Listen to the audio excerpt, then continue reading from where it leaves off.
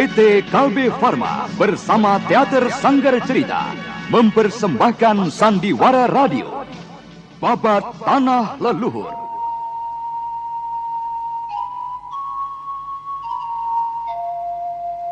Maafkan saya, Bu. Saya telah mempelajari ilmu dari orang lain. Akan tetapi, ternyata ilmu itu masih merupakan bagian dari kincir metu juga. Jadi, Eyang Resi kelihatannya tidak menjadi marah dan dapat memaafkan saya, Bu. Oh, Purbaya. Kita di sini mengharapkan belas kasihan dari orang-orang padepokan ini. Karena itu, janganlah kau membuatnya kecewa. Patuhilah semua perintah dan petuahnya. Iya, Bu. Semua itu saya lakukan adalah karena ingin sekali ikut dalam pertandingan pendadaran itu. Sebuah kisah kolosal dari tanah leluhur ratusan tahun yang silam di tanah Pasundan yang diwarnai dengan kekerasan, ambisi, keserakahan, iri dan dengki, serta cita-cita dan cinta anak manusia. Hei, Purbaya, buka pintu ini. Aku Karmapala datang untuk menjemput Cempaka. Hei, ayo cepat buka. Celaka, Raden. Raden Karmapala datang. Mau apa dia datang kemari, Cempaka? Dia biar akan kulayani anak itu. Raden, jangan.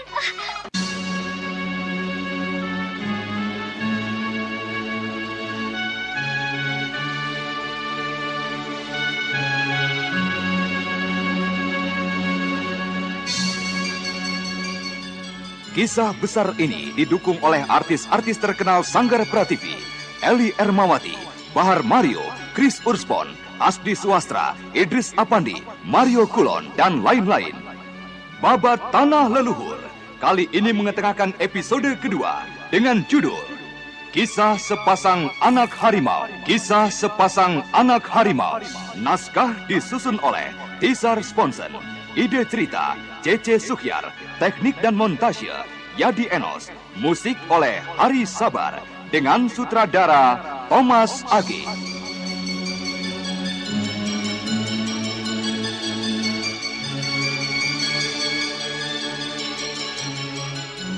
Dalam seri ke-36 ini didukung oleh Rio sebagai Raden Purbaya, Yanwar sebagai Raden Karmapala, Hari Akik sebagai Resi Wanayasa, Herman sebagai Mbah Jatis, Yoko sebagai Kirimbun, Yulia sebagai Cempaka, Ana Sambayon sebagai Rara Angken, dan pengantar cerita Lukman Tambosi. Selamat menikmati.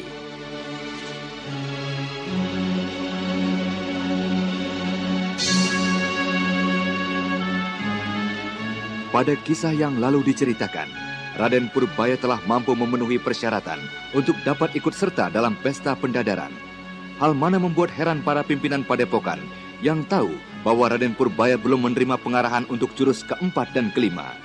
Juga diceritakan, Raden Purbaya berhasil mengalahkan lawan-lawannya dengan tanpa mempergunakan jurus gerbang dewata yang telah dikembangkan oleh kakek misterius di sekitar mata air 9 dewa. Sedangkan Raden Karmapala mengalahkan lawannya mempergunakan ilmu lain yang dipelajari dari luar padepokan. Dan kemenangannya dinyatakan tidak sah. Sementara itu, Sumar beserta guru dan Pak Jugal gagal membalaskan sakit hatinya karena pada akhirnya mereka menyadari dengan siapa mereka berhadapan.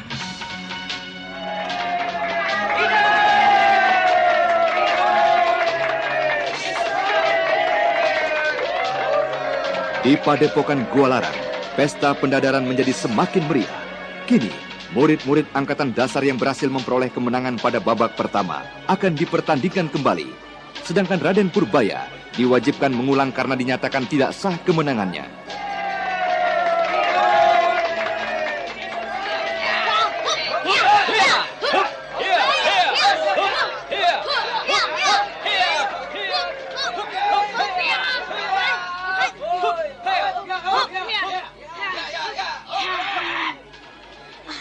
Aku tidak mempunyai pilihan lain. Terpaksa jurus gerbang dewata yang telah dikembangkan akan kucoba karena lawanku terlampau tangguh. Lawannya yang melihat Raden Purbaya mengulangi jurus gerbang dewata yang telah dikenalnya tidak memiliki daya serang yang kuat, menjadi tersenyum. Akan tetapi, senyumnya kemudian menjadi hilang ketika serangan tangan kiri Raden Purbaya yang berhasil dielakkannya ditarik sambil menyikut dadanya. dan tangan kanannya menyilang menyerang pangkal lehernya.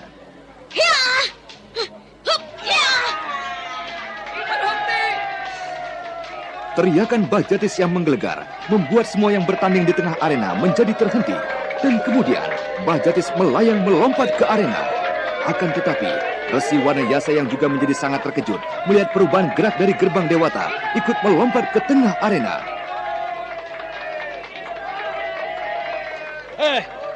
Apa yang sudah kau lakukan, Purbaya? Dari mana kau peroleh jurus itu? Celaka, rupanya benar dugaan kakek itu. Mbah Jatis menjadi marah melihat aku mempergunakan jurus ini. Bocah setan. Dari mana kau peroleh jurus itu, Saya memperolehnya dari padepokan ini, Mbah. Saya mempergunakan gerbang Dewata mengalahkannya. Setan cilik. Kau kira kau dapat membohongi aku? Ayo, jawab sebelum aku menghukummu. Purbaya, berterus teranglah. Dari mana kau mendapatkan pengarahan gerbang Dewata itu? Tapi Eyang, saya tadi mempergunakan jurus gerbang Dewata untuk mengalahkannya. Kau mau berdusta, Purbaya? Tidak, Jatis. Dia itu benar. Dia mengalahkan lawannya dengan jurus gerbang Dewata. Tapi Kakang... Percayalah padaku, Jatis. Tadi yang dipergunakan itu adalah tetap jurus gerbang Dewata. Walaupun dengan sedikit perubahan. Inilah agaknya kunci pembuka dari kincir metu. Tingkatan terakhir. Katakanlah Purbaya. Berterus teranglah. Kau tidak akan kami hukum jika mau berterus terang. Jika menurut Eyang, saya masih tetap mempergunakan gerbang Dewata. Kenapa Eyang masih saja mengancam saya dengan hukuman? Purbaya, karena kau sudah menerima pengarahan ilmu dari orang lain selain kami yang berada di sini. Berterus teranglah Purbaya, jika kau masih tetap ingin belajar di padepokan ini. Saya menerima ilmu ini dari seorang kakek tua yang saya tidak tahu namanya. Bahkan kakek itu pun tidak mengerti siapa namanya. Iya.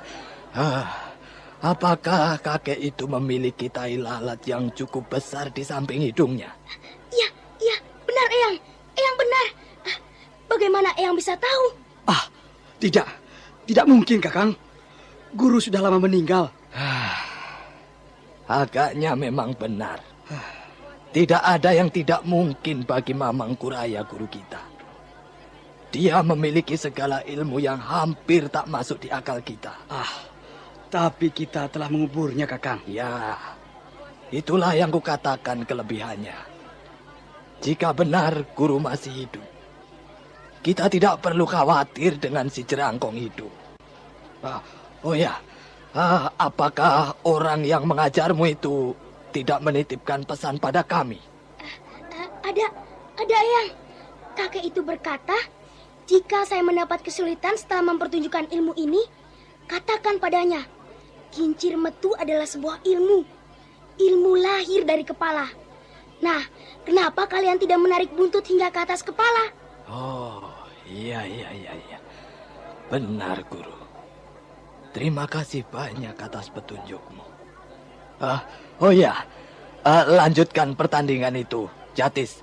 Semua peserta sudah menjadi resah. Baik, Eyang. Lumita, lanjutkan pertandingan itu. Ayo, Purbaya. Kau... Tidak. Dia tidak boleh ikut dalam pertandingan itu. Loh, kenapa Eyang? Saya kan sudah memenuhi syarat untuk mengikuti pertandingan itu. Tidak adil. Jika kau mengikuti pertandingan itu dengan gerbang Dewata yang sudah merupakan tingkatan ke-10. Kakang. Dengan satu jurus yang dimilikinya itu. Luminta gurunya itu pun dapat dikalahkannya. Jika hanya melayani dengan gerakan dan jurus saja. Luar biasa sekali Kakang tingkatan ke-10 itu. Tapi Kakang, berarti tingkatan ke-10 itu mempunyai sesuatu yang lain dibandingkan dengan tingkatan khusus ke-7, 8, dan ke-9. Ya. Agaknya demikian tadi, Jatis. Untuk itulah aku akan mencoba lagi untuk memecahkannya dengan bantuan petunjuk guru. Aku kembali ke kamar semadiku. Kau awasilah mereka. Iya, iya. Baik, Kakang.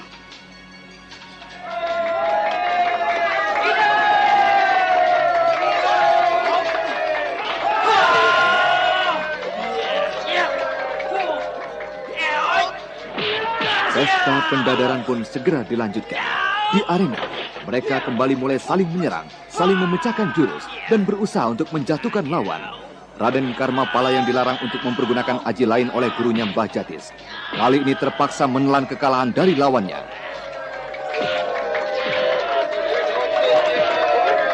Demikian, pertandingan itu pun dilanjutkan terus hingga selesai. Saat matahari telah bersiap untuk menyembunyikan dirinya, dan mereka semua, baik yang kalah maupun yang menang, kembali dengan perasaan gembira dan puas karena telah mengikuti pesta pendadaran itu. Dan pada saat itu pula, Padepokan Gua Larang berhasil menjaring banyak orang untuk ikut menjadi anggota Gua Larang.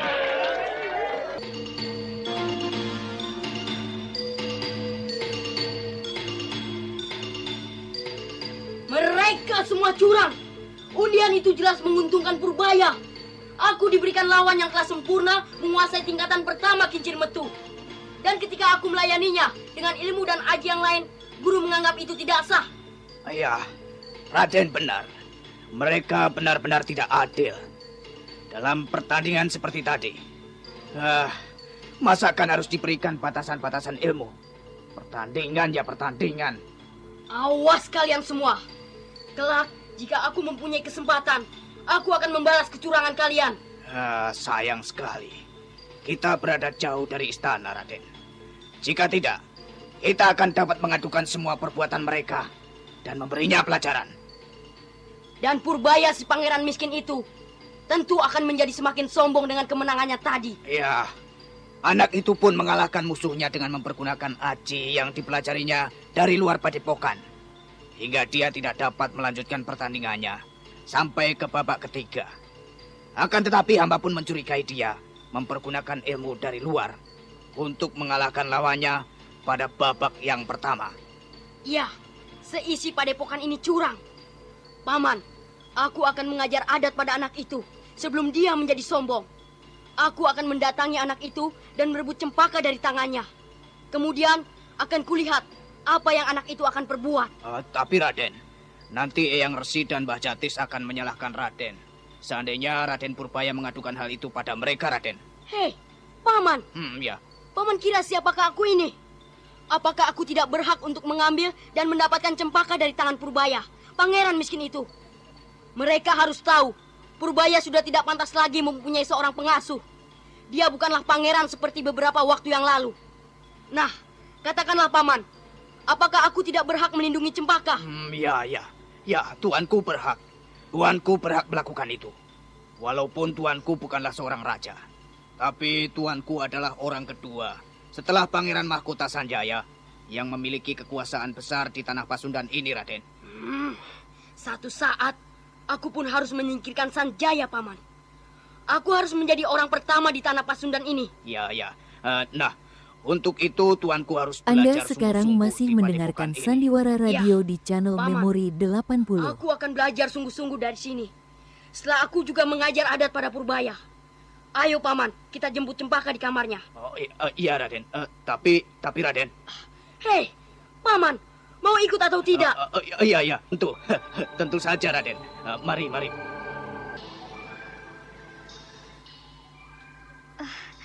Gusti, Raden Purbaya hebat sekali. Dalam pertempuran tadi, dia berhasil mengalahkan dua lawannya. Bahkan jika apa, Cempaka? jika pertandingan itu tidak dihentikan dan Raden Purbaya diperbolehkan untuk mengikuti terus pertandingan, saya kira Raden Purbaya akan dapat memenangkan pertandingan berikutnya. Dihentikan? Kenapa, Purbaya? Maafkan saya, Bu. Saya telah mempelajari ilmu dari orang lain. Akan tetapi, ternyata ilmu itu masih merupakan bagian dari kincir metu juga. Jadi, Eyang Resi kelihatannya tidak menjadi marah dan dapat memaafkan saya, Bu. Oh, Purbaya. Kita di sini mengharapkan belas kasihan dari orang-orang padepokan ini. Karena itu, janganlah kau membuatnya kecewa patuhilah semua perintah dan petuahnya. Iya, Bu. Semua itu saya lakukan adalah karena ingin sekali ikut dalam pertandingan pendadaran itu. Dan saya sudah ingin segera berhasil memiliki ilmu yang tinggi dan bisa saya andalkan. Ya, tapi kau harus ingat keadaan kita sekarang. Kau tidak dapat berbuat semaumu seperti di Karangsedana. Ini bukan istanamu. Di sini tidak ada ayahandamu. Dan tidak ada sejumlah pengawal dan pengasuh yang siap menjaga dan memenuhi semua kebutuhanmu. Iya, Bu. Saya mengerti. Saya akan... Hei, Purbaya, buka pintu ini. Aku Karmapala datang untuk menjemput Cempaka. Hei, ayo cepat buka. Celaka, Raden. Raden Karmapala datang. Mau apa dia datang kemari, Cempaka? Dia... Biar akan kulayani anak itu. Raden, jangan. Hei, kenapa lama benar kalian membuka pintu ini? Hei, Cempaka, ayo kau ikut aku. Tapi Raden... Hei, kau berani menolak perintahku, Cempaka? Kau berani menolak perintah junjunganmu? Tapi saya tidak bisa, Raden. Kurang ajar. Kau benar-benar hamba yang tidak tahu diri. Cempaka, dengarlah perintah Raden Karmapala. Dia adalah juga junjunganmu. Nah, kau dengar itu. Wanita sakit itu lebih mengenal aturan daripada kau. Ayo, kau ikut aku. Tidak, Cempaka tidak akan menuruti perintahmu. Dia akan tetap bersama kami. Purbaya. Tidak, Ibunda. Saya tidak bisa membiarkan saja Raden Karmapala berbuat sesuka hatinya pada kita. Kurang ajar, anak setan. Paman, bawa Cempaka dari sini. Jangan sentuh pipi Cempaka. Bawa Cempaka, Paman. Biar aku yang akan melayani dan memberi pelajaran pada anak miskin dari Karangsedana ini. Ya, ya, Ya, Purbaya. Jangan. Raden Purbaya yang menjadi tak tahan melihat sikap Raden Karmapala menumpahkan semua gejolak kemuakannya dengan pukulan-pukulan dari jurus gerbang dewata yang kini telah menjadi semakin ampuh.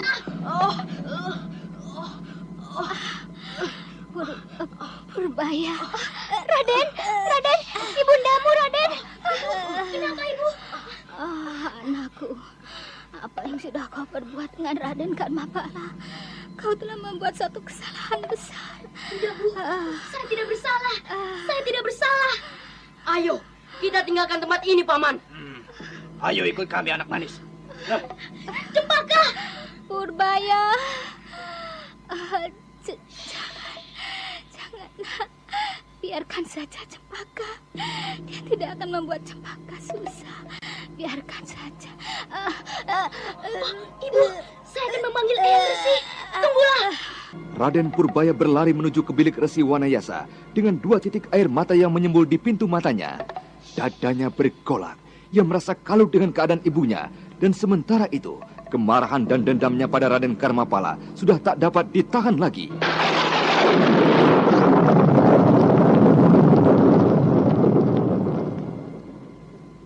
Saat itu awan hitam mulai menyelimuti bumi Karangsedana. Guntur mulai bersaut-sautan. Seluruh isi padepokan Karangsedana berlarian keluar, siap menyambut datangnya hujan yang sudah lama diimpi-impikan. Akan tetapi, Raden Purbaya justru sedang berada di puncak kekalutan.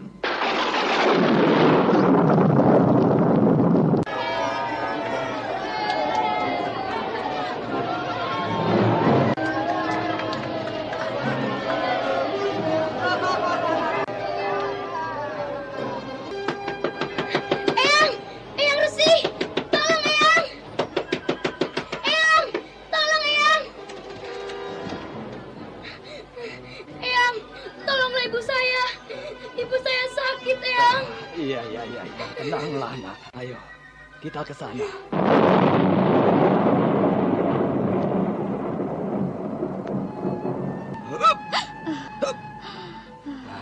Berusahalah untuk sadar, Nyi.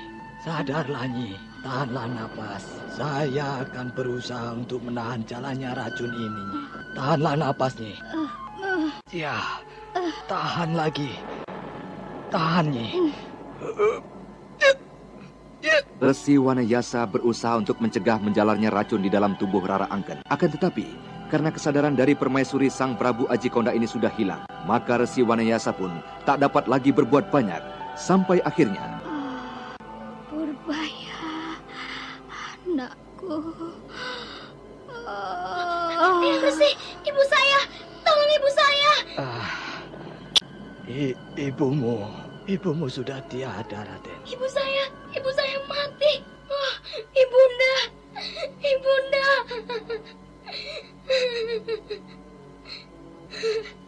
Ibunda, ibunda. Awas kau Karmapala, kaulah yang menyebabkan ibundaku jadi seperti ini. Kau harus mempertanggungjawabkan semua perbuatanmu ini. Aku bunuh kau.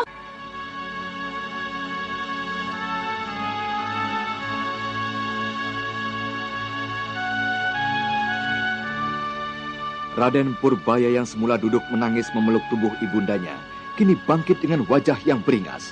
Kedua tangannya terkepal dan napasnya saling memburu, terlihat jelas pada gerak dadanya.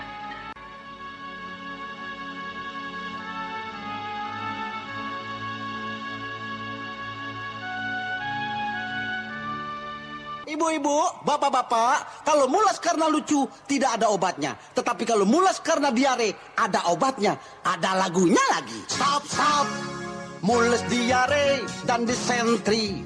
Perut melilit, kebirit-birit. Stop, stop, dengan intro stop.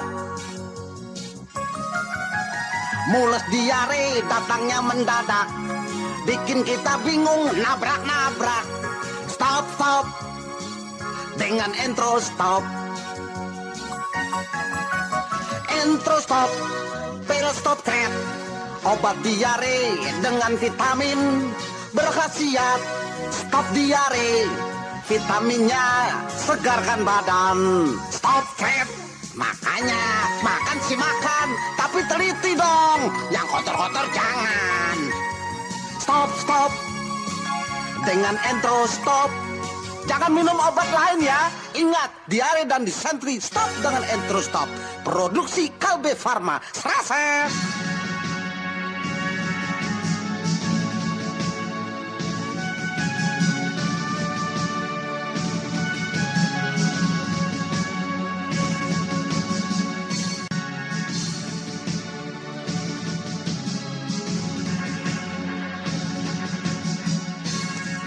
Dalam pertandingan pesta pendadaran untuk murid-murid Gualaran, Raden Purbaya mengeluarkan jurus Gerbang Dewata yang telah disempurnakan oleh Mamang Kuraya, yang sesungguhnya adalah guru dari kedua pimpinan Padepokan Gualaran.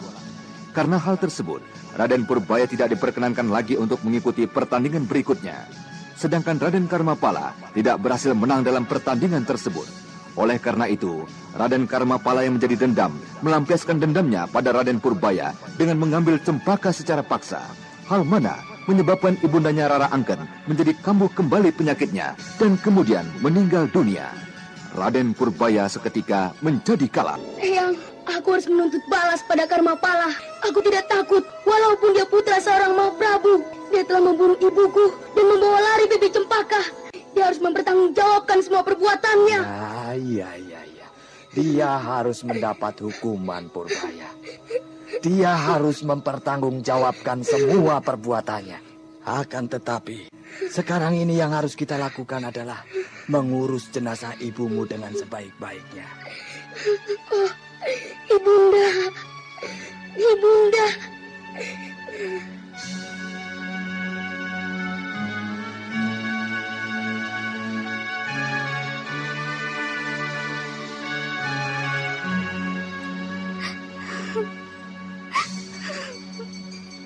Hei, masih juga kau menangis. Apakah kau tidak bersedia mengabdi padaku? Ampun, Raden. Ampunkan saya. Saya masih teringat dengan keadaan Gusti Rara Angken.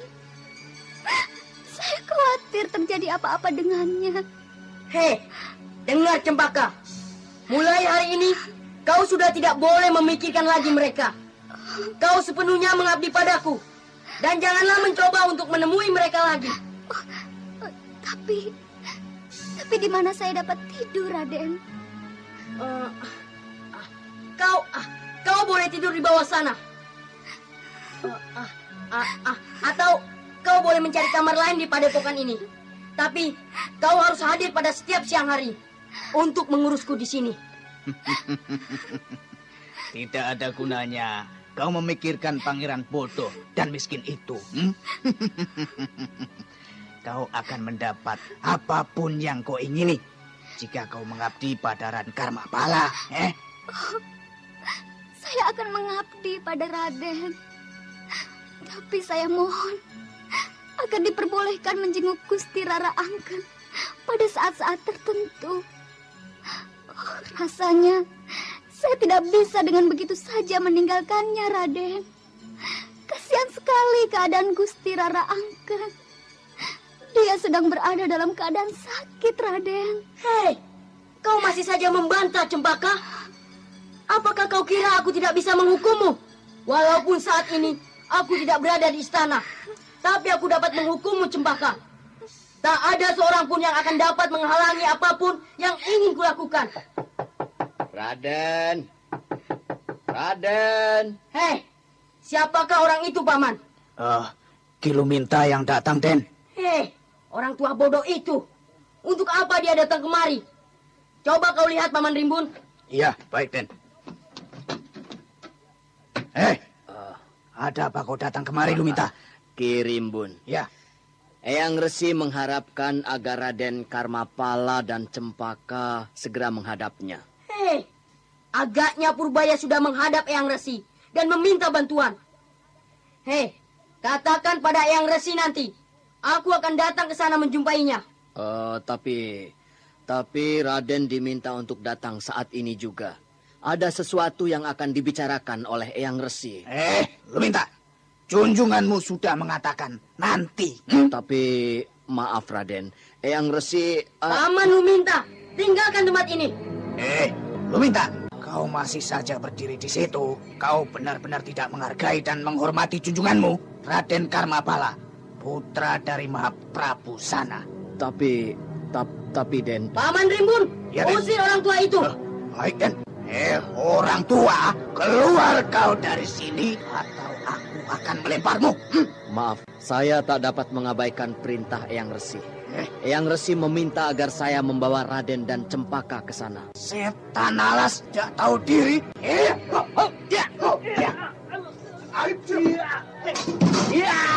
Ki Rimbun selama ini merasa hampir kehilangan perhatian dari junjungannya Raden Karmapala yang sibuk berlatih dengan Bahjatis. Kini berkesempatan untuk mengambil hati junjungannya yang merasa tersingkir dari padepokan. Ki Rimbun menyerang Ki Luminta yang juga pernah menjadi guru dari Raden Karmapala. Akan tetapi, Ki Rimbun menyerang Luminta dengan pukulan-pukulan dan tendangan-tendangan yang ganas. Tidak juga berhasil melumpuhkan dan melempar seorang pelatih dari tingkatan terendah padepokan Gua Larang. Bahkan akhirnya, sebuah pukulan dari Ki Luminta yang justru melemparkan pengasuh dari Raden Karmapala. Kurang ajar kau Luminta. Akan kulaporkan perbuatanmu ini pada Eyang Resi. Mundur Raden, hamba masih belum kalah. Hamba masih sanggup untuk mencincang tubuh orang tua itu, Raden. Sabarlah Ki. Jangan teruskan pertempuran ini. Baik, tapi kau julurkan dulu kepalamu kemari. Ayo, golokku ini sudah kukeluarkan dan harus kukibaskan ke lehermu dulu. Kau terlalu memaksa Ki. Baiklah, aku akan melayanimu. Tahan dulu. Eyang datang. Apa yang terjadi di sini? Kenapa jadi seperti ini, Luminta? Raden Karmapala tidak bersedia untuk menghadap Eyang dan Ki Rimbun berniat mengusir saya dari sini, Eyang. Iya. Sekarang sarungkanlah pedang kalian. Ayo, Luminta. Rimbun. Baik, Eyang. Kenapa kau tidak memenuhi panggilanku, Karmapala? Saya bersedia datang, Eyang. Akan tetapi, Paman Luminta memaksa saya untuk datang saat ini juga. Ya, memang aku yang minta agar kau datang saat ini juga. Untuk apakah Eyang memanggil saya begitu tergesa-gesa? Ya, apa yang kau buat dengan anak itu? Kenapa dia berada di sini? Saya menghendaki Cempaka mengabdi pada saya, Eyang. Iya, tapi apakah kau yakin anak itu bersedia Hah? Dan apakah kau tidak tahu bahwa Cempaka adalah pengasuh dari Raden Purbaya? Apakah saya perlu mengetahui itu, Eyang? Bukankah saya seorang putra Mahaprabu? Apakah saya tidak boleh mengambil seseorang untuk saya jadikan hamba? Boleh, boleh. Kau boleh lakukan itu. Tapi bukan seperti yang kau lakukan tadi. Merampas dan memaksa Cempaka dari majikannya. Kau memang seorang putra Mahaprabu. Tapi kau tidak bisa berbuat sesuka hatimu. Berbuat sembrono hingga mengakibatkan susah orang lain. Tapi... Karmapala. Tahukah kau apa akibat perbuatan sembronomu itu? Tahukah kau apakah yang terjadi dengan Ibunda Raden Purbaya? Apa yang terjadi dengan Gusti Rara Angken, Eyang? Apa yang terjadi? Gustimu itu sudah tiada, Cempaka. Gusti telah mati. Luminta, bawa anak itu dari sini dan kurung dia. Tidak. Aku tidak mau dikurung. Aku tidak mau ikut denganmu, Luminta. Ayolah Raden. Tidak. Ayo ikut paman. Tidak. Lepaskan aku. Lepaskan. Kupukul kau. Ya. Raden Karmapala, seorang pangeran yang selalu menuruti kehendak hatinya, kini mengamuk sejadi-jadinya ketika hendak dibawa oleh Ki Luminta ke dalam kamar tahanan.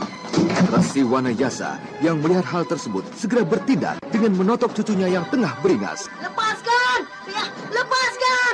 Aku tidak mau dikurung. Nah, angkat anak ini segera dan lepaskan totokan itu di dalam sana. Baik, Eyang. Maaf, Den.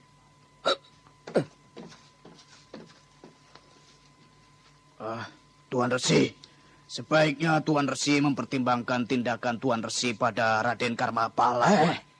Aku ini adalah pimpinan padepokan Anda ini, sekarang masih dan aku mendengarkan berhak Sandiwara menghukum Radio muridku di yang channel telah Memori melakukan 80. Iya, saya mengerti Tuan Resi. Tuan Resi adalah paman dari Sang Mahaprabu. Akan tetapi jika sampai menghukum Raden Karmapala seperti ini, saya khawatir ayahandanya akan menjadi murka. Terlalu sekali sana kemenakanku itu. Kenapa dia memberikan anaknya seorang pengasuh seperti ini? Rimbun. Iya, Tuan Resi. Aku justru menjadi yakin bahwa cucuku Karmapala menjadi manja dan rusak seperti ini adalah karenamu. Bebaskanlah segera Raden Karmapala, Tuan Resi. Tuan tidak dapat berbuat semau Tuan pada Raden Karmapala. Rimbun, dengarkan. Selama Raden Karmapala menjalani hukumannya, kau kularang untuk meninggalkan padepokan ini. Dan juga janganlah membuat ulah macam-macam yang dapat menyusahkan dirimu sendiri. Nah, Cempaka, ayolah kembali ke tempatmu. Terima kasih, Eyang. Nah, Raden, beristirahatlah di dalam sini baik-baik. Kelak Raden tentu akan dibebaskan oleh Eyang Resi. Orang tua gila. Katakan pada Eyang Resi, jika ia tidak segera membebaskan aku, akan kuadukan semua perbuatannya pada Ayahanda Prabu di Galuh. Iya, Raden. Akan hamba sampaikan pada Eyang Resi pesan dari Raden. Awas kalian orang-orang gua larang. Aku pasti akan membalas semua penghinaan ini.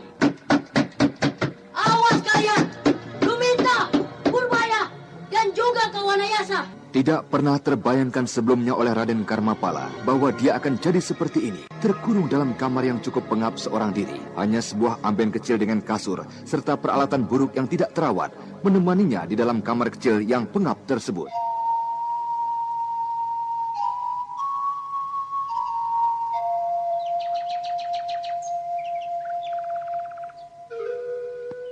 Keesokan harinya, tak jauh dari Bukit Batu Larang, di tanah-tanah bebatuan yang telah menjadi basah akibat hujan yang deras, sebuah gundukan tanah yang masih merah dipenuhi oleh bunga-bunga berbagai macam, dan di samping gundukan tanah tersebut bersimpuh Raden Purbaya dengan ditemani oleh Cempaka pengasuhnya.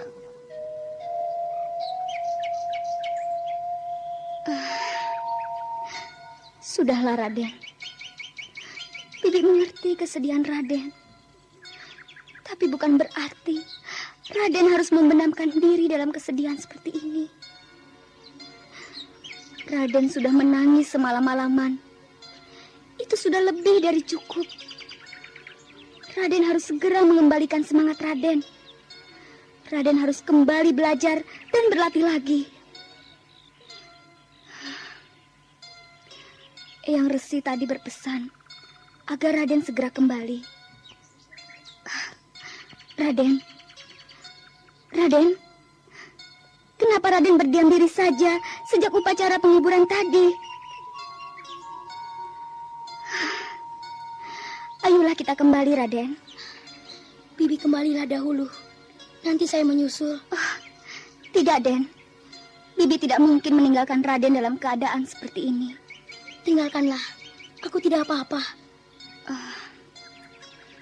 Ya, biarlah jika demikian. Bibi menemani saja di sini. Bibi akan menemani Raden hingga Raden ingin kembali. Sayang sekali Kakang Seta tidak diberitahu. Paman Seta, Paman Saka, Paman Au, dan Bibi Anting tidak dapat diganggu, Bi. Mereka sedang sibuk membenam diri dalam tirakat khusus untuk mengembangkan ilmunya. Raden, ayolah. Jika Raden sudah merasa cukup berada di sini, kita bisa kembali. Ibunda, beristirahatlah dengan tenang. Percayalah, Ananda akan mengingat dan mematuhi pesan Ibunda. Ananda akan belajar giat dan kelak akan mencari Ayahanda dan membalaskan semua sakit hati kita pada orang-orang jahat yang telah menyusahkan Ibunda. Marilah Bibi Cempaka, kita segera kembali.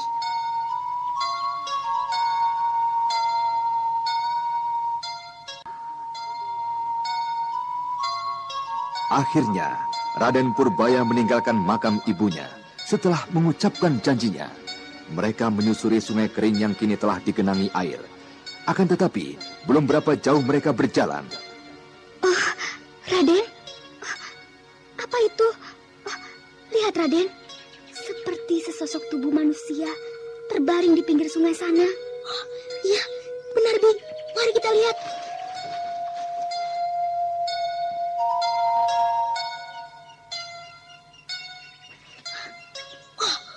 Tubuh seorang wanita, Bi. Iya, benar, Raden. Biar saya coba lihat. Nyi, bangunlah, Nyi. Wanita itu pingsan, Bi.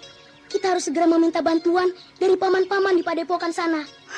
Raden pergilah, biar Bibi yang menjaganya di sini. Baiklah, Bi.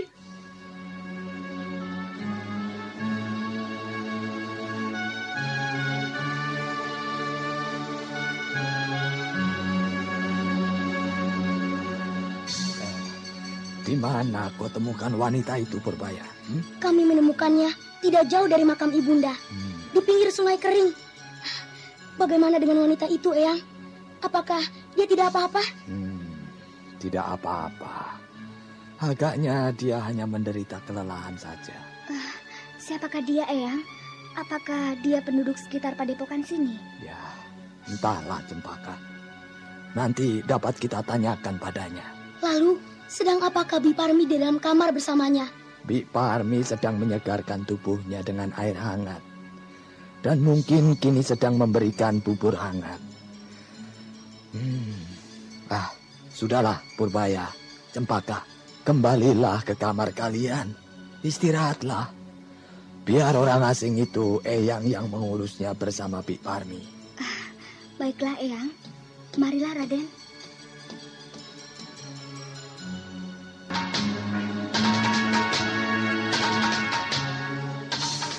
Dengan perasaan gembira, kedua anak laki-laki dan perempuan itu segera berlari meninggalkan bilik dari Resi Wanayasa. Cempaka berlari sambil melompat gembira. Demikian pula dengan Raden Purbaya turut bergembira mendengar bahwa Cempaka kini belajar bersamanya.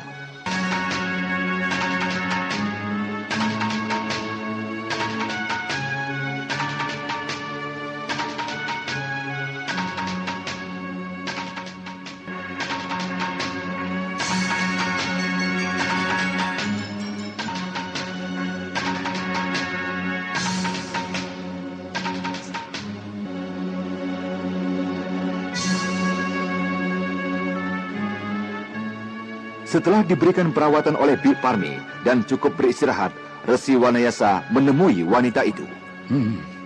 Bagaimana keadaanmu, anakku? Saya baik, Kek. Siapakah kakek ini? Aku adalah Resi Wanayasa. Aku adalah pemilik padepokan ini.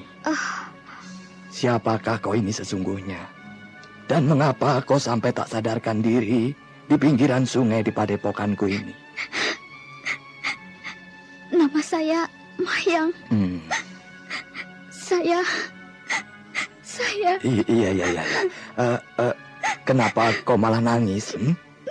Apakah pertanyaanku itu membuatmu susah? Hah? Saya adalah manusia hina. Manusia yang kotor. Saya sudah tidak pantas lagi hidup di dunia ini. Ada apanya sebenarnya? Hah? Tidak ada manusia yang mulia di dunia ini. Tak ada manusia yang bersih dari dosa. Dunia ini penuh diselimuti dosa. Justru itulah kita hidup harus berusaha untuk menghindarkan diri dari dosa-dosa yang berada di sekeliling kita. Saya tidak dapat, Kek. Saya tidak dapat. Dosa dan diri saya sudah menjadi kesatuan yang tidak dapat dipisahkan. Dalam tubuh saya telah dapat dosa yang tak mungkin dapat dibersihkan lagi. Siapa yang mengatakan demikian, anakku? Dosa adalah suatu bentuk kekotoran. Dan setiap kekotoran akan dapat dibersihkan. Bertobatlah dan mohonlah ampun dari Yang Widi. Dan kau pasti akan dimaafkannya. Tapi bagaimana saya akan dapat tenang dan merasa bersih selama buah kekotoran itu masih berada pada saya? Lah, ada apa, anakku? Hah? Apa yang sebenarnya telah terjadi pada dirimu itu? Saya telah hamil, Kek. Saya telah melakukannya dengan seorang pemuda pengembara. Dan kini pemuda itu pergi meninggalkan saya dan tidak pernah kembali lagi. Ya. Dewata sedang mencobamu, Nyi. Janganlah kau menjadi putus asa. Perbuatanmu yang seperti ini, meninggalkan rumah tanpa meninggalkan pesan pada orang tuamu, tentu akan menyusahkan mereka. Tidak, Kek. Mereka pasti sudah tidak menghendaki lagi kehadiran saya yang akan membuatnya malu. Karena saya kini telah menjadi duri dalam keluarga. Mereka tidak ingin nama keluarga menjadi cemar karena perbuatan saya yang terkutuk ini. Ya. Kau harus dapat menenangkan dirimu sendiri. Saat ini pikiranmu sedang kalut. Tapi dengarlah, Nyi. Tak ada satu perbuatan dosa pun yang tak dapat dimaafkan Dewata. Jika memang kau ingin menyelesaikan masalahmu, justru kau harus memperhatikan dirimu dan bayi yang kau kandung, dan bukan malah sebaliknya. Nah, sekarang beristirahatlah kau sementara di sini. Hingga kau di sini, kau mempunyai sikap dan keyakinan pada masalahmu. Terima kasih, Eyang. Nah, jika kau memerlukan sesuatu, kau bisa menemui Bik Parmi yang tadi merawatmu. Kawasan dari Padepokan Gua Larang terdiri dari 4 kelompok pondokan. Yang pertama adalah ruangan besar yang berhadapan dengan gerbang Padepokan. Ruangan tersebut dipergunakan untuk menerima tamu-tamu Padepokan. Dan di sayap kiri dari Padepokan adalah kelompok pondokan yang merupakan tempat tinggal para murid Padepokan, termasuk Resi Wanayasa. Sedangkan sayap kiri dari Padepokan banyak menyediakan pondokan khusus untuk para tamu yang datang menginap. Di antara kedua kelompok pondokan tersebut, terdapat sebuah halaman yang merupakan taman yang cukup luas. Dan di tengah-tengahnya dibangun sebuah tempat untuk berlatih. Bagian belakangnya adalah tempat penyimpanan barang, dapur, dan juga kamar khusus untuk mengurung murid-murid Padepokan yang telah membuat kesalahan. Di tempat inilah Raden Karmapala dikurung. Ayahanda harus mengetahui semua perbuatan Eyang ini. Ayahanda harus memberi pelajaran pada Eyang yang telah membuat aku jadi seperti ini. Oh. Anda sekarang masih mendengarkan Sandiwara Radio di channel Memori 80. Gua larang akan kuhancurkan kelak. Kalian telah menghina aku.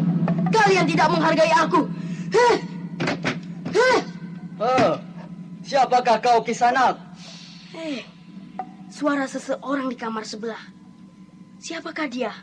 Kenapa dia tidak mengenalku? Siapakah Kisanak? Sepertinya aku mendengar suara seorang bocah di sebelah kamarku. Ya, aku adalah Raden Karmapala, cucu dari Resi Wanayasa. Dan siapakah kau, Paman? Kenapa kau sampai dikurung? Hei, siapakah kau, orang tua? Kenapa kau tertawa seperti orang gila? Lucu sekali. Agaknya kau ditahan di sini karena kau adalah seorang pembohong besar. Setan gila. Agaknya kau tidak berbeda dengan semua orang gila di padepokan ini. Tidak bisa menghormati aku. Hah? Menghormatimu? Kau semakin hebat saja, bocah. Minta dihormati. Dan berani-beraninya mengaku cucu dari Eyang Wanayasa. Sedangkan aku ini adalah muridnya. Aku tahu betul Eyang Wanayasa seorang diri di sini. Dan ia tidak mempunyai keluarga, apalagi seorang cucu pembohong sepertimu. Lucu sekali. Cucunya berada di dalam penjara. Setan gila. Kau juga kumasukkan dalam daftar musuh-musuhku. Kelak, jika aku sudah dapat kembali ke Istana Galuh, aku akan kembali lagi kemari untuk menghajarmu beserta orang-orang padepokan yang lainnya. Istana Galuh. Siapakah kau sebenarnya, bocah? Mengapa kau bisa berada di sini? Aku adalah putra Mahaprabu Sana dari Galuh. Hah? Kau gila, bocah. Kau masih juga mau berbohong dalam keadaan seperti ini. Sudahlah, jangan bicara denganku lagi. Kau sungguh-sungguh, bocah? Hah? Aneh. Bagaimana mungkin bisa terjadi hal seperti ini? Karmapala namamu? Sejak kapan kau datang ke padepokanku? Belum genap 1 purnama. Lalu kau sendiri kenapa sampai masuk kemari? Kau bagaimana mungkin bisa masuk kemari? Bocah, jika kau benar-benar putra dari Prabu Sana. Gila, aku yang bertanya padamu lebih dahulu, Paman.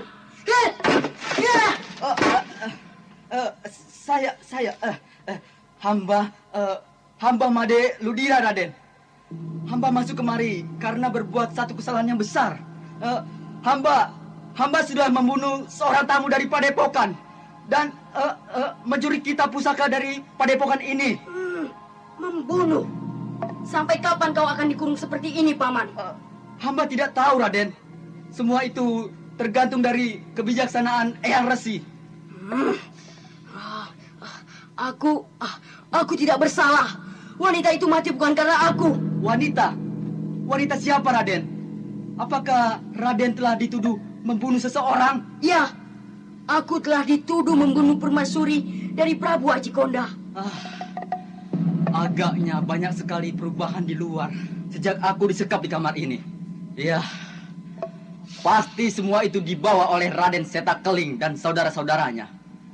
Aku dimasukkan kemari saat ia tiba di padepokan ini. Siapakah Raden Setakeling yang kau maksudkan, Paman? Oh, aneh sekali. Raden tidak mengenal Raden Setakeling dan ketiga saudaranya.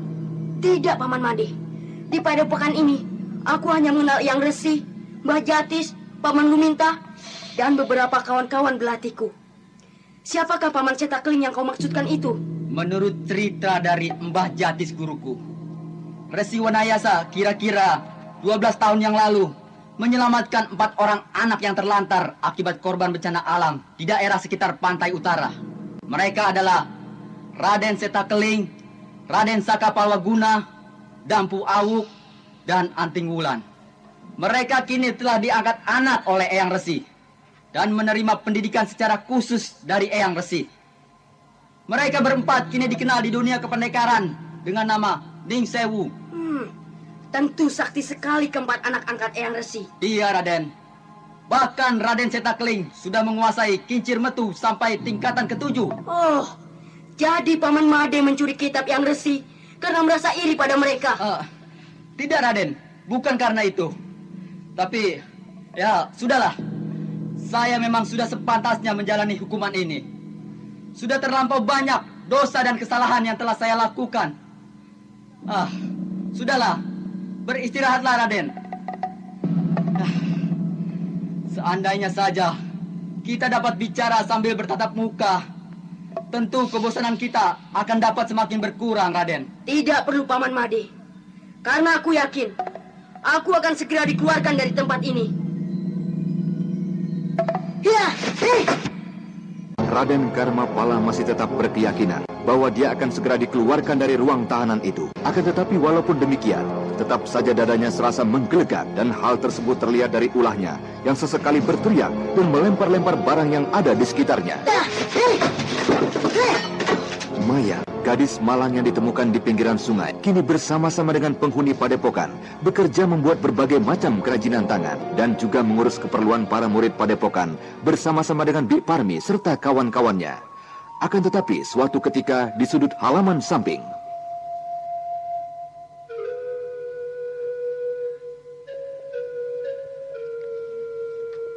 Hei, siapa orang itu ya?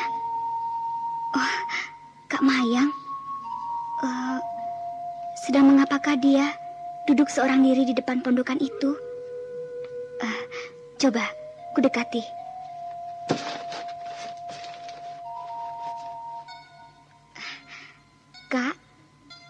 Kak Mayang, kau Cempaka? Mari duduk di balai ini. Sedang mengapakah di sini, Kak Mayang? Sedang memperhatikan tunas-tunas daun yang mulai bersemi di ranting-ranting pohon yang gersang itu. Iya, hujan sudah 2 kali membasahi tanah Pasundan dalam beberapa hari ini saja. Iya, kita harus bersyukur pada Dewata yang telah memberikan kita rahmat hujannya. Iya, dan juga kita harus berterima kasih pada Eyang Resi yang juga telah berupaya melakukan upacara sembahyang hujan pada kira-kira 3 minggu yang lalu dengan mengundang rekan-rekannya dari berbagai macam kuil di seluruh tanah Pasundan. Hebat sekali Eyang Resi ya. Benar-benar seorang resi yang sangat sakti. Dan karenanya diterima permohonan dan doanya itu. Iya, Kakak Mayang. Ya? Belum cukup 1 purnama, Eyang Resi mengadakan upacara sembahyang itu, hujan telah turun. Dan kemarau yang hampir 5 tahun melanda tanah dan wilayah Karangsedana kini telah hilang. Iya, Cempaka. Eyang Resi memang hebat.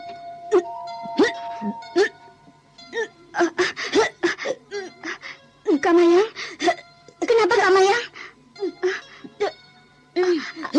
Ada apa Kak Mayang? Kenapa Kak Mayang jadi seperti ini? Tidak apa-apa. Kak Mayang dusta. Kak Mayang pasti menyembunyikan sesuatu. Jika Kak Mayang mempunyai satu penyakit, katakanlah pada Eyang Resi. Ya, Cempaka. Ada apa Kak Mayang? Kenapa jadi seperti ini? Apakah saya telah salah bicara hingga membuat Kak Mayang jadi nangis seperti ini? Tidak, kau tidak bersalah, Cempaka. Berapa umurmu, Cempaka? 16 tahun, Kak. Masih terlalu muda. Apa maksud Kak Mayang? Sudahlah, Cempaka. Tidak ada apa-apa denganku. Kak Mayang dusta. Pasti telah terjadi sesuatu dengan diri Kak Mayang. Tidak, Cempaka. Oh ya, tahukah kau apakah di sini tinggal seorang pemuda yang bernama Saka Palwaguna?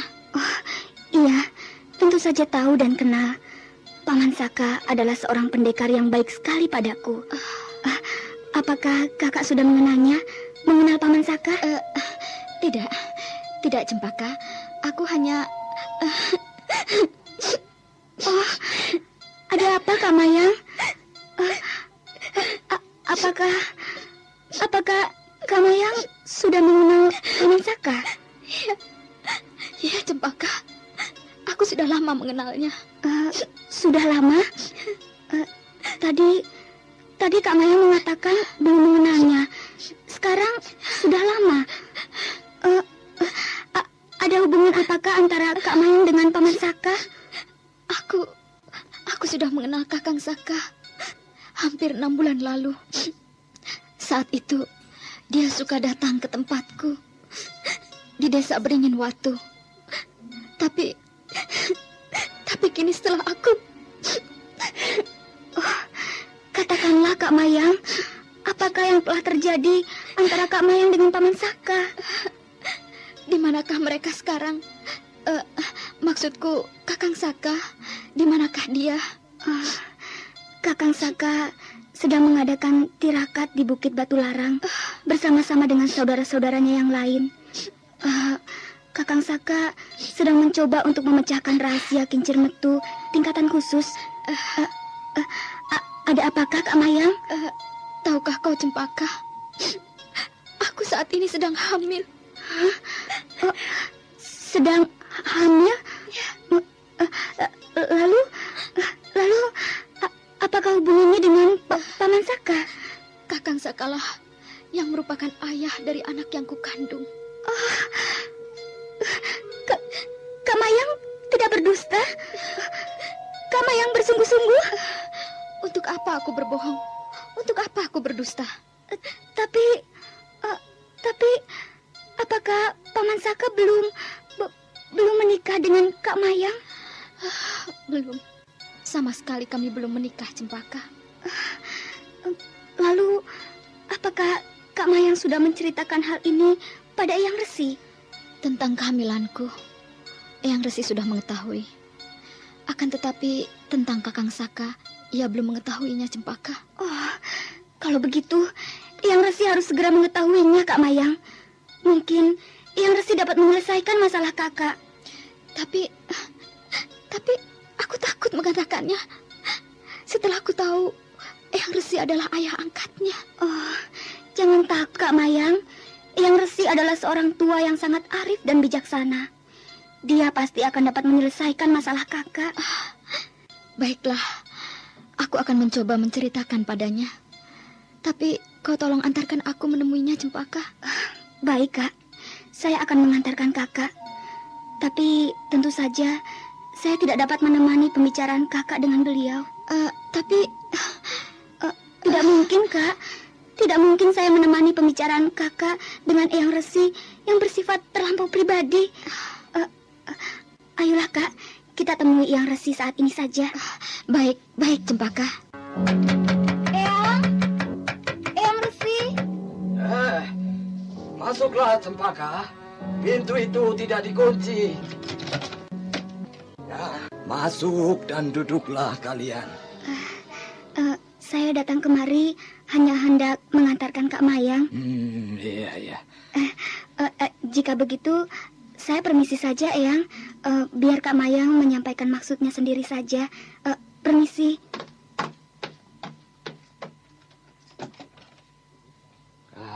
Ayo, duduklah, Mayang. Kenapa kau berdiri saja di situ? Terima kasih, Eyang.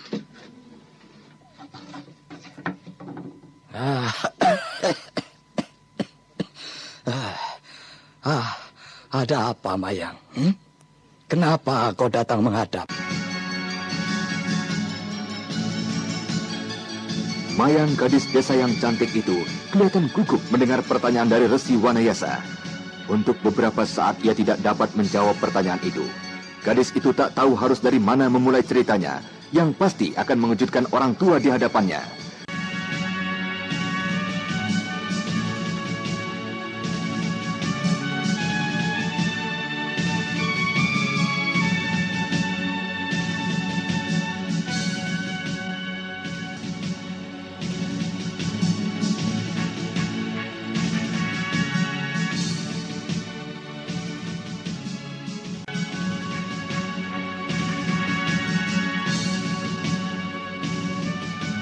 Resi Wanayasa menerima mayang gadis desa Malang yang ditemukan pingsan di pinggiran sungai.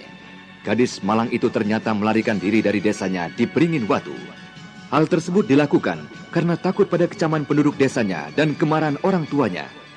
Sementara itu, Raden Karmapala di ruang tahanan sempat berbincang dengan Made Ludira yang ditahan di kamar sebelahnya melalui celah-celah dinding kayu. Sedangkan Mayang yang berhasil diyakinkan oleh Cempaka akan kearifan dari Resi Wanayasa, akhirnya bersedia menemui sang resi untuk menceritakan tentang hubungannya dengan Saka Palwaguna.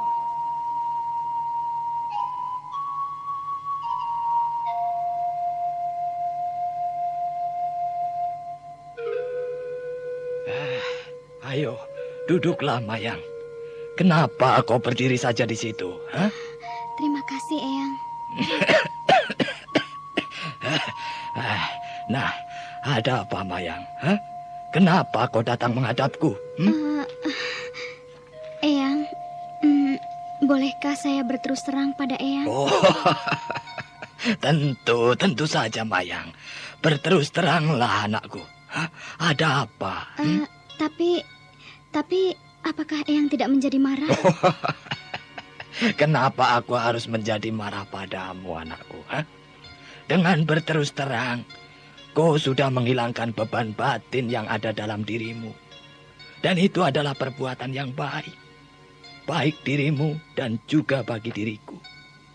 Tapi berita yang akan saya sampaikan ini mungkin akan mengejutkan dan membuat marah Eyang. Karena ini bukanlah suatu berita yang baik. Hal tersebut sudah terjadi, Mayang. Jika tidak kau sampaikan, kau akan selamanya memendam satu hal, yaitu kebohongan yang akan selalu mengusik dirimu. Akan tetapi, jika kau ceritakan padaku, aku akan menerima berita yang kau sampaikan dengan pasrah, sebagaimana satu keharusan. Akan tetapi, jika hal tersebut masih dapat kita hindarkan atau kita perbaiki, kita harus berusaha untuk menolak keadaan itu. Ayo, katakanlah anakku Mayang, ada apa sebenarnya? Sesungguhnya lah Eyang, saya datang kemari sebenarnya hendak mencari Kakang Saka Palwaguna. Mencari anakku Saka? Iya. Untuk apa? Apakah Eyang benar-benar tidak akan marah pada saya dan juga pada Kakang Saka? Katakanlah anakku, apakah kedatanganmu kemari mencari anakku Saka ada hubungannya dengan kandunganmu? Sudah. Janganlah menangis anakku. Jika ada sesuatu masalah dengan anakku Saka, aku akan menyelesaikannya. Eyang sungguh-sungguh seorang yang sangat bijaksana. Tolonglah saya, Eyang. Tolonglah saya, Eyang, agar saya dapat kembali ke desa, bertemu dengan kedua orang tua saya. Iya, jadi benar. Kandunganmu itu ada hubungannya dengan Saka anakku. Jangan, Eyang. Janganlah Eyang memarahi Kakang Saka. Hal ini bukanlah hanya kesalahan Kakang Saka seorang, tapi ini adalah kesalahan kami berdua. Iya. Lalu, sejak kapan kau mengenal Saka anakku? Hampir 6 bulan yang lalu, Eyang. Kakang Saka setiap memiliki waktu senggang selalu menghubungi saya di Beringin Watu. Oh iya. Dan kira-kira 4 bulan yang lalu, kami telah melakukannya, Eyang. Terlalu sekali anak itu. Benar-benar tidak kusangka kau Saka. Eyang tidak boleh memarahi Kakang Saka. Iya. Sudahlah Mayang. Kau tenanglah. Aku akan berusaha menyelesaikan masalah ini. Janganlah kau khawatir. Terima kasih, Eyang. Terima kasih banyak atas kebaikan Eyang Resi. Ya. Nah, sekarang kembalilah ke tempatmu. Lakukanlah dengan tenang semua tugas-tugasmu di sini. Iya, Eyang. Aku akan mengurus masalahmu secepatnya. Terima kasih, Eyang. Permisi.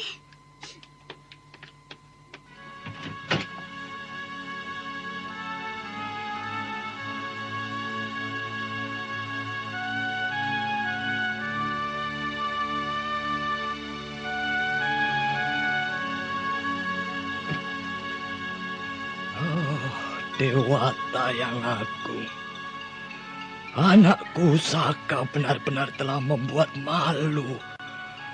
Anakku Saka telah membuat menderita seorang wanita lemah seperti itu. Oh, benar-benar terlalu. Aku harus segera memanggil anak itu. Dan ketiga saudaranya pun harus mengetahui masalah ini.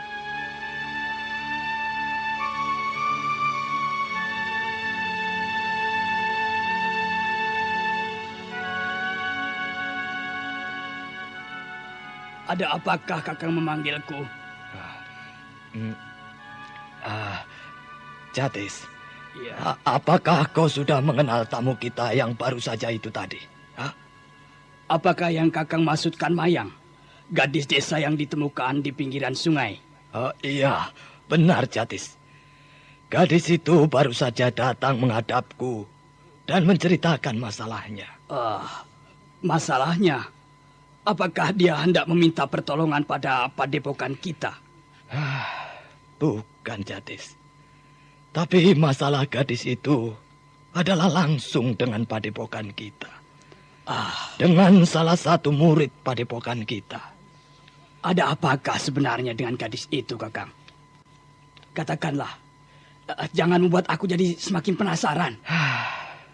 Saka, anakku, telah berhubungan dengan gadis itu.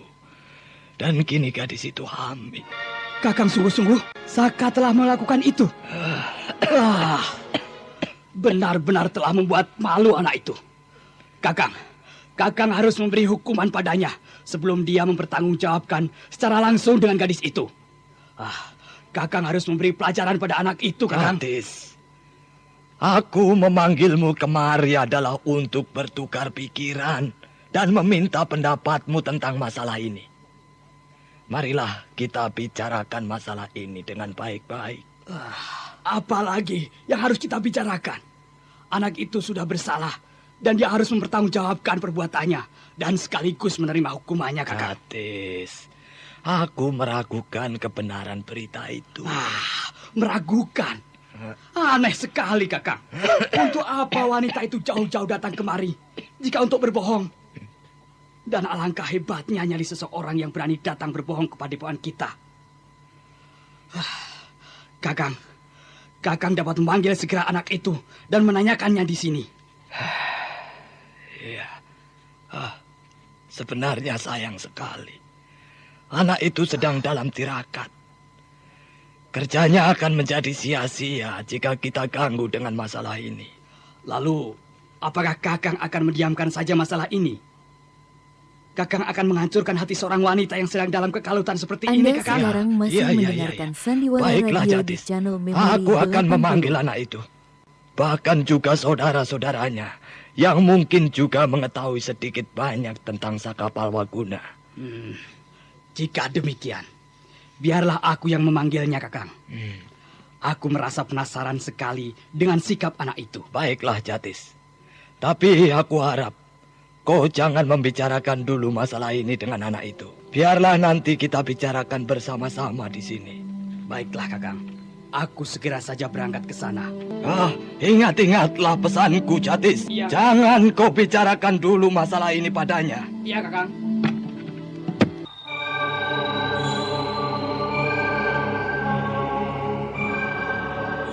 Mbah Jatis yang sejak lama memendam perasaan kurang senang dengan keempat pemuda anak angkat dari kakangnya Resi Wanayasa, segera berkobar kembali perasaan tak senangnya.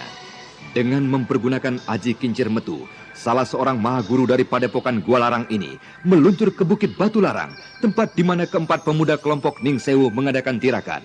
Dan dalam waktu yang tak lama, Mbah Jatis telah tiba di sekitar Bukit Batu Larang, sebuah bukit batu yang banyak memiliki gua-gua besar maupun kecil.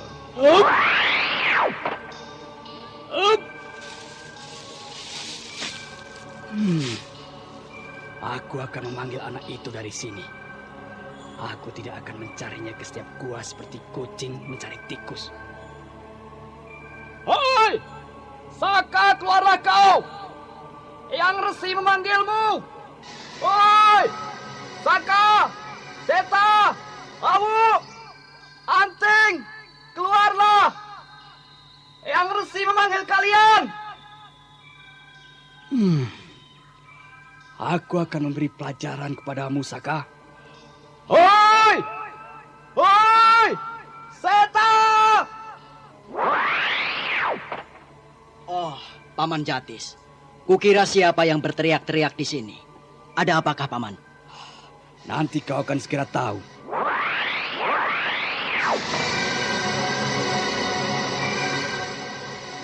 Beberapa saat kemudian, keempat pemuda murid yang sekaligus merupakan anak angkat dari Resi Wanayasa telah keluar dari gua tempatnya mengadakan tirakat. Ada apakah Paman Jatis memanggil kami?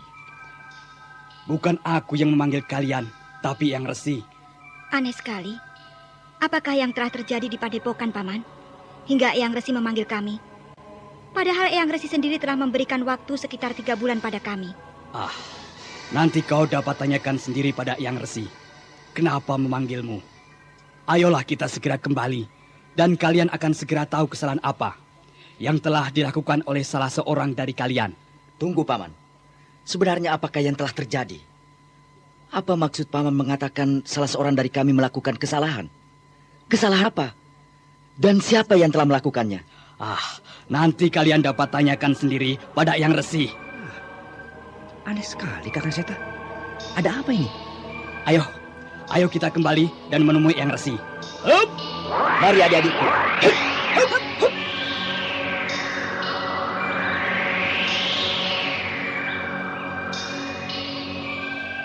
Setibanya mereka di bilik Eyang Resi, segera saja Anting Wulan dan Dampu Awuk yang paling tidak dapat menahan hatinya menanyakan perihal tersebut.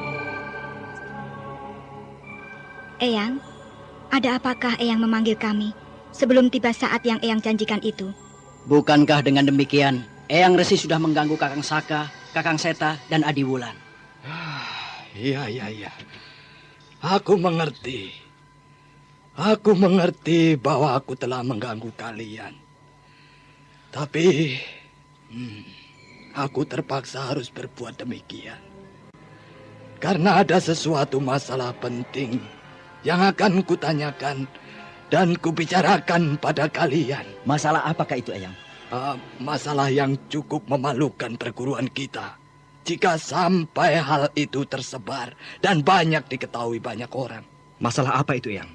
Katakanlah, jangan membuat kami jadi penasaran. Masalah ini justru adalah masalahmu, Saka. Masalah saya, Eyang? Masalah apa itu? Eyang, semakin membuat saya menjadi semakin penasaran. Saka, akui saja perbuatanmu. Perbuatan yang memalukan yang sudah kau lakukan dengan gadis desa yang bernama Mayang. Ini ada apa? Masalah apa ini? Saya benar-benar tidak mengerti. Ada apakah sebenarnya, Eyang? Perbuatan memalukan apakah yang telah dilakukan oleh Kakang Saka? Ya, kau tanyakan saja pada kakangmu. Apa yang telah dilakukannya dengan seorang gadis bernama Mayang dari desa Beringin Watu. Kakang. Akui saja perbuatanmu, Saka. Jika kau memang melakukannya, kau adalah laki-laki. Kau harus dapat mempertanggungjawabkan apa-apa yang telah kau lakukan. Kakang Saka, apa yang telah kau lakukan dengan gadis itu, Kakang? Ayo, katakanlah, Kakang.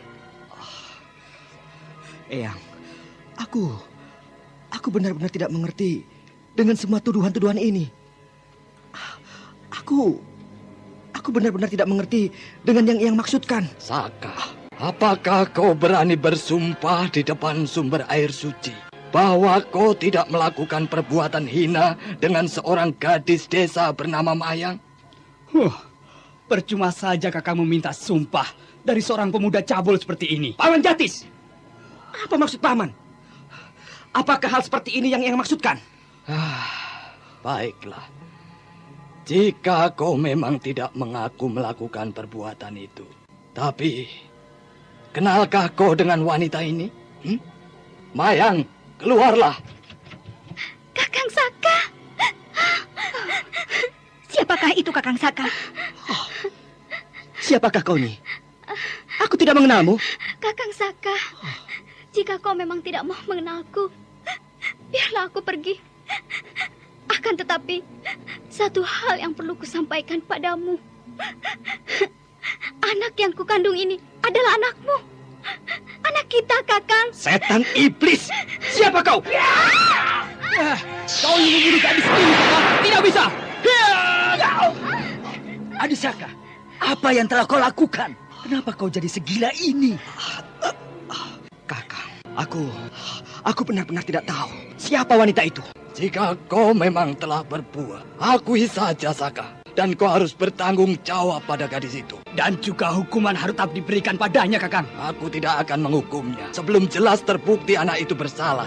Kita akan mencari saksi dalam masalah ini. Saksi? Ya. Kakang menghendaki saksi yang bagaimana? Aku hanya menghendaki saksi yang mengenal Saka di sekitar desa Beringin Watu. Bukankah Mayang mengatakan Saka kerap atau sering mengunjunginya di desa Beringin Watu? Nah, jika demikian, paling tidak kedua orang tuanya dan orang-orang di sekitarnya mengenal Saka. Jika Kakang masih juga kurang percaya, baiklah, aku akan mengantarkan anak itu ke Beringin Watu. Jangan, kau tidak usah mengantarkan ke sana. Biarlah Seta Keling dan saudara-saudaranya saja yang mengantarkannya. Nah, Seta, dengarlah. Ya, Eyang. Kau akan aku tugaskan bersama-sama dengan Dampu dan Anting untuk mengantarkan Saka ke Beringin Watu dan menemui kedua orang tua Mayang. Dan di sana, kau dapat membuktikan apakah memang banyak orang yang mengenal dan mengetahui adikmu Saka berhubungan dengan Mayang. Mengerti kau? Mengerti, Eyang. Kapan saya bisa segera berangkat, Eyang? Lebih cepat, lebih baik. Aku ingin agar masalah adikmu segera selesai. Baik, Eyang. Besok pagi-pagi saya akan segera berangkat. Tidak perlu. Kau dapat berangkat sore ini juga. Sebelum tengah malam, aku kira kau akan dapat tiba di Beringin Watu. Baiklah, jika demikian, Eyang. Marilah, Adisaka, kita segera berangkat. Sementara itu, di Padepokan Gua Larang, Resi Wanayasa sedang bersemadi seorang diri. Sang resi yang arif dan bijaksana ini sedang berusaha melenyapkan guncangan hatinya akibat peristiwa yang baru saja terjadi. Selama beberapa hari ini, kemelut demi kemelut telah mengguncangkan tidak saja hatinya, tapi juga seluruh isi padepokan ini. Peristiwa Madeludira, Raden Karmapala, dan kini Saka Palwaguna, anak angkatnya yang sangat disayanginya. Untuk itulah, Sang Resi Wanayasa berusaha membenamkan seluruh jiwa dan raganya pada satu pusat, yaitu Yang Maha Agung. Belum lagi jauh Sang Resi terbenam dalam semadinya.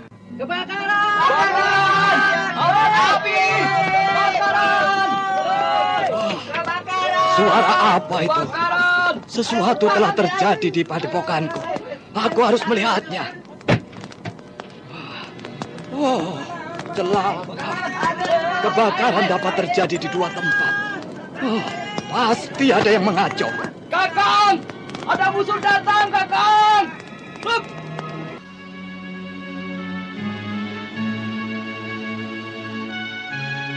Resi Wanayasa benar-benar terkejut ketika melihat pondokan samping tempat tamu-tamunya menginap kini sedang dimakan api. Dan api itu terlihat membakar dua pondok yang letaknya cukup berjauhan.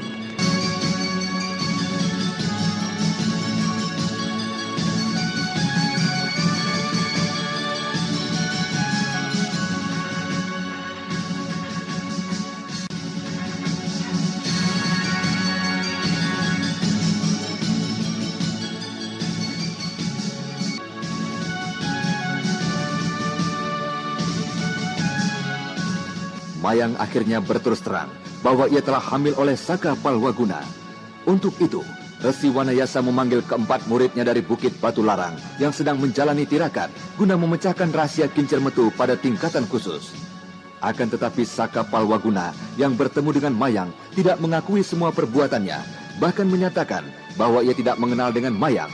Kemudian, Resi Wanayasa memerintahkan untuk mencari bukti langsung ke desa Beringin Watu. Akan tetapi, baru saja mereka meninggalkan Padepokan Gua Larang.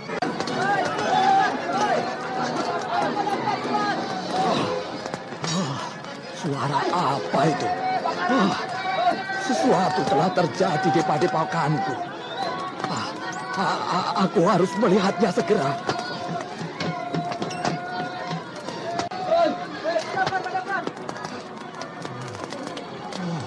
celaka. Kebakaran terjadi di 2 tempat. Pasti ada yang membuat kekacauan ini. Kakang! Ada musuh datang! Sekelompok orang datang menyerang padepokan kita dari berbagai arah, Kakang. Kakang! Hei! Wanayasa, aku datang untuk membuktikan kehebatan dari Gua Larang. Kehebatan dari kincir metu kalian.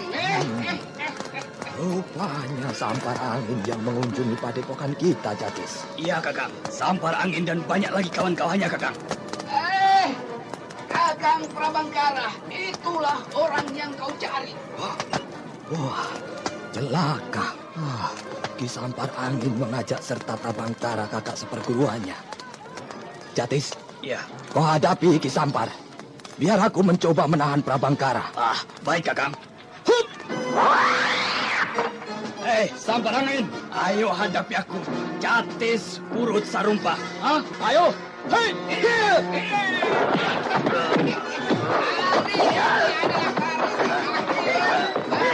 Bukan Gua Larang.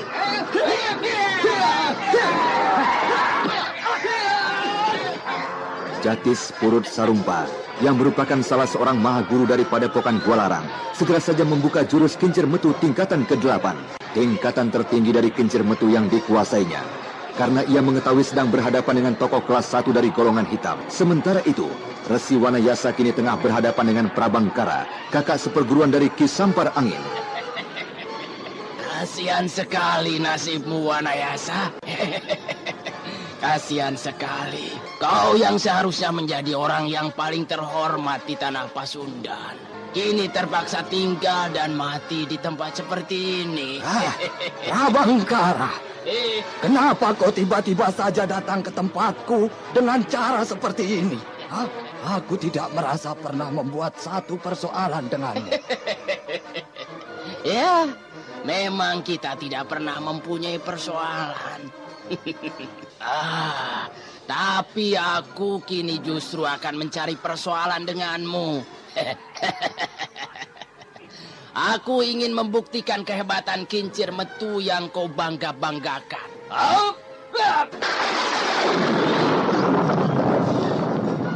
Lingkaran halilintar hitam. Ya, aku harus berhati-hati menghadapinya.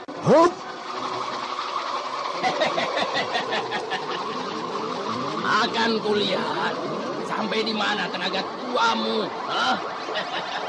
Iya.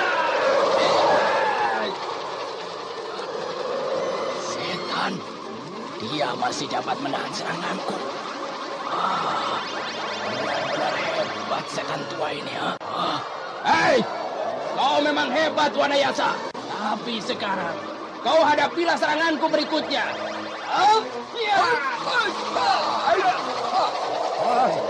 Prabangkara, salah satu tokoh utama dari golongan hitam yang jarang menampakkan diri dalam dunia kependekaran tanah Pasundan, mulai membuka ilmu andalannya, yaitu lingkaran halilintar hitam.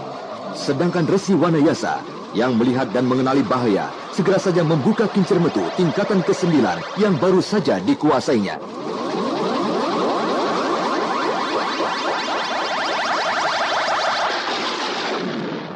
Setan, dia masih dapat menahan seranganku.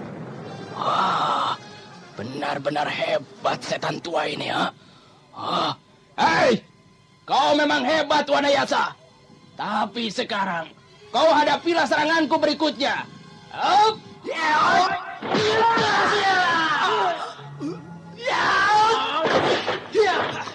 Hai, Prabangkara, siapakah yang telah membayarmu untuk datang kemari?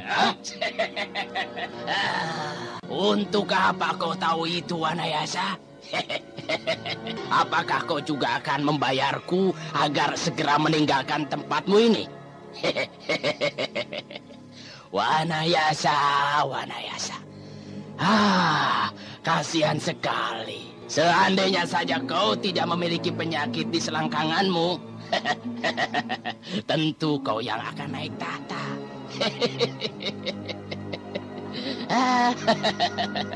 Kenapa kau diam saja, Wanayasa? Kenapa? Kau bingung? Aku dapat mengetahui hal itu,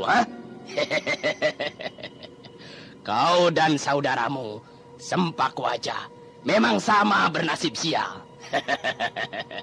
Ayo layani aku terus, Wanayasa.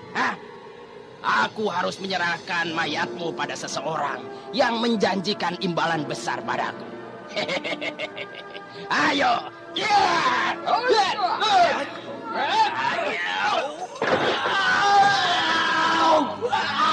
Pertempuran di Padepokan Gualarang kini menjadi semakin ramai. Seluruh murid dari Padepokan telah keluar dari pondokan mereka. Dan kemudian, baik secara berkelompok maupun perorangan, mereka bertempur dengan musuh yang menyerang Padepokannya. Sementara itu senja sudah mulai turun. Dari kelompok Ki Sampar Angin Dika Hanggara, Ki Dandung Amoksa, Pendeta Girindasana, dan muridnya Rakosa Pala mengamuk, membunuh para murid dari Gualarang. Dan di salah satu sudut pondokan, tampak Cempaka sedang berusaha menahan Raden Purbaya yang ingin melibatkan dirinya dalam pertempuran itu. Jangan, Raden. Belum saatnya. Raden tidak boleh ikut bertempur. Tapi, Bi, aku adalah murid dari Padepokan ini. Bagaimana mungkin aku berdiam diri melihat kakak-kakakku yang lain sedang menyabung nyawa? Oh, tidak. Jangan, Raden. Raden mempunyai banyak tanggung jawab yang lebih penting. Raden harus kembali merebut Karang Sedana. Oh, ingatlah pesan Ibunda Raden. Ibunda Raden mengharapkan banyak pada Raden. Oleh karena itu, janganlah Raden putuskan harapan Ibunda Raden sampai di sini. Tapi, Bi, masakan aku harus melarikan diri sebagaimana seorang pengecut? Jangan, Raden. Keadaan saat ini sudah terlampau serius. Terlalu banyak musuh yang datang. Nah, itu Raden. Lihatlah, sampai-sampai Eyang Resi pun terpaksa turun tangan. Hamba kira sebaiknya kita segera meninggalkan tempat ini, Raden. Meninggalkan tempat ini? Lalu, kemanakah kita akan pergi, Bi? Kita ke Bukit Batu Larang, Den. Di sana banyak sekali terdapat gua-gua yang dapat kita gunakan sebagai tempat persembunyian. Ayolah, tapi Bi, ayo Den, jangan menunggu sampai keadaan jadi semakin parah. Sekarang kita masih mempunyai harapan untuk melarikan diri. Ayo, kita keluar dari belakang sana.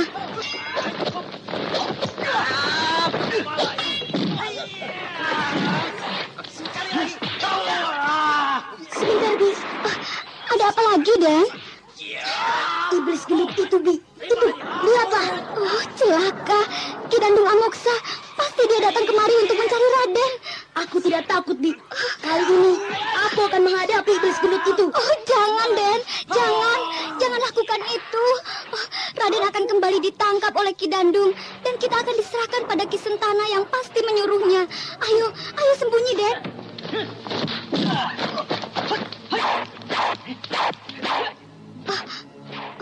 Dia sudah pergi. Ayo, kita pergunakan kesempatan ini. Stop! Berhenti, Raden. Lihat, itu pendeta botak yang menghalangi Ibunda Raden. Awas, sembunyi. Pendeta itu pasti sudah mengenal Raden. Kita akan berlari melalui halaman luas itu. Mungkin akan ada yang melihat kita jika kita tidak hati-hati. Nah, ayo Raden. Mereka tidak berada di sekitar sini. Ayo. Cempaka, pengasuh Raden Purbaya yang cerdik, setapak demi setapak berhasil membawa Raden Purbaya menuju ke arah pinggiran kawasan belakang dari Padepokan Gualarang. Akan tetapi ketika kedua anak itu akan menyeberang, melintasi halaman belakang, Ki Dandung Amoksa yang memang sedang mencari mereka, sempat melihat bayangan mereka melintas. Anak kura-kura itu memang cerdik. Ya, benar-benar cerdik. Tidak mungkin akan berhasil mengelabui aku, Ki Dandung Amoksa. Akan kutangkap kau kura-kura kecil. Di mana kedua kura-kura kecil itu? Tempat ini ternyata penuh dengan batu-batuan besar kecil. Kura-kura itu memang cerdik. Tapi jangan harap dapat mengelabui aku. Hei, kura-kura kecil! Keluarlah kalian. Percuma kalian bersembunyi. Aku sudah tahu tempat persembunyian kalian, Celaka, Raden. Ki Dandung mengetahui tempat persembunyian kita. Tenang saja, Bi. Jika iblis gendut itu datang, aku akan menghadapinya. Ayo, keluarlah kalian, Kenapa kalian berdua saja? Di manakah ibundamu itu? Kemudian naik ke atas batu yang paling tinggi, yang berada di sekitar tempat yang dicurigainya. Oleh karena itu, segera saja dia dapat melihat tempat persembunyian Cempaka dan Raden Purbaya. kura-kura, ayo keluarlah. Ciluk bah. Mau kemana lagi kalian bersembunyi, kura-kura kecil? Ayo ikut aku. Ki Dandung segera saja meraih lengan Raden Purbaya.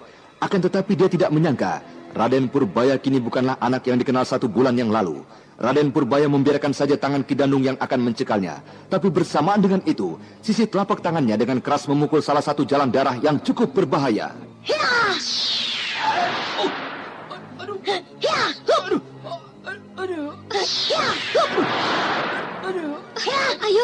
Ayo Raden, cepat pergunakan kesempatan ini. Lari Raden.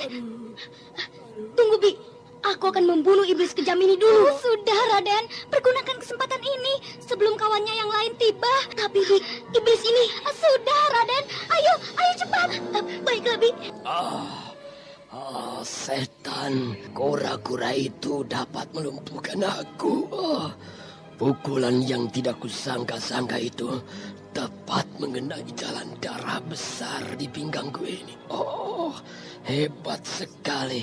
Baru beberapa minggu anak itu tinggal di sini. Kini bebas sudah.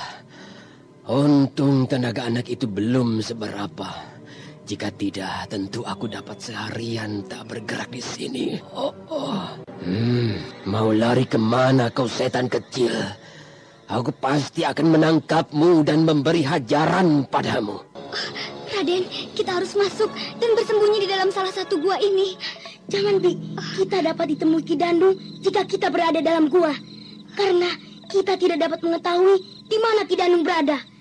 Dari atas batu-batuan ini, kita dapat melihat Ki Dandung dan dapat pindah ke tempat persembunyian lain jika Ki Dandung menuju ke arah kita. Awas, itu Ki Dandung menuju ke arah kita. Bersembunyi Raden.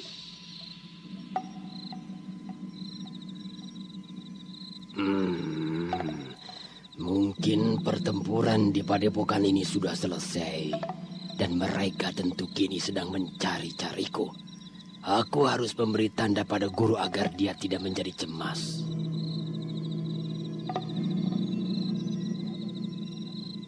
Hei, siapa itu?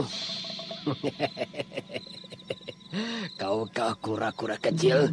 Ayo keluarlah, kau tidak akan kusakiti. Gua-gua ini bertebaran di atas dan bawah bukit batu. Coba aku lihat di bawah sana. Ki Dandung ada di bawah kita, Bi. Aku akan menjatuhkan batu ini tepat di atas kepalanya. Jangan Raden. Seandainya Raden tidak dapat mengenainya, tentu tempat persembunyian kita akan dapat diketahui. Tenanglah, Bi. Aku akan mencobanya. Nah, itu dia. Aku akan melemparnya.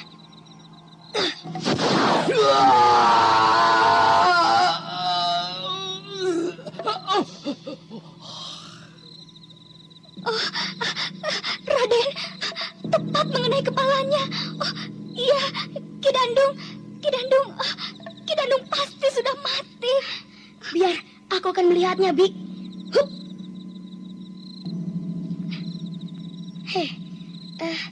Dia tidak bergerak. Matikah dia? Ki Dandung? Bagaimana, Den? Matikah Ki Dandung? Coba aku balik tubuhnya, Bi. Bi. Kepalanya hancur. Ayo, kita tinggalkan tempat ini cepat, Den. Tapi, Bi, Ki Dandung, biarkan saja orang itu, Den. Bukankah Raden memang ingin membalaskan sakit hati Ibunda Raden? Ki Dandung sudah banyak menyusahkan kita. Ayolah, kita pergi. Raden Purbaya yang semula berkeras ingin membunuh Ki Dandung, kini hatinya menjadi berdebar, gemetar melihat Ki Dandung telah menjadi mayat akibat perbuatannya. Sementara itu, di padepokan Gua Larang, Ki Sampar Angin bersama dengan kawan-kawannya berhasil membunuh banyak murid-murid padepokan Gua Larang. Akan tetapi, Resi Wanayasa sendiri berhasil mendesak Prabangkara dengan kincir metunya.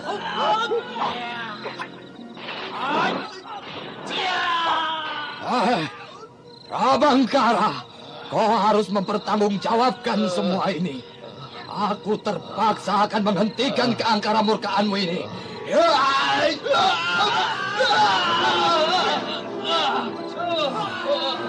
Kau sudah terlampau banyak menyusahkan orang. Aku tak dapat berbuat lain selain membunuhmu. Kau kira aku sudah kalah? Hah? Aku belum menyerah, Wanayasa. Hei, ini kau rasakanlah keris apiku ini. Baiklah, aku akan melayanimu juga dengan senjata, agar kau pun menjadi puas. Ketika kedua tokoh angkatan tua itu sudah siap untuk memulai kembali pertarungannya, tiba-tiba sebuah benda meluncur dan jatuh menancap di tengah-tengah mereka. Oh, si Jerangkong hidup.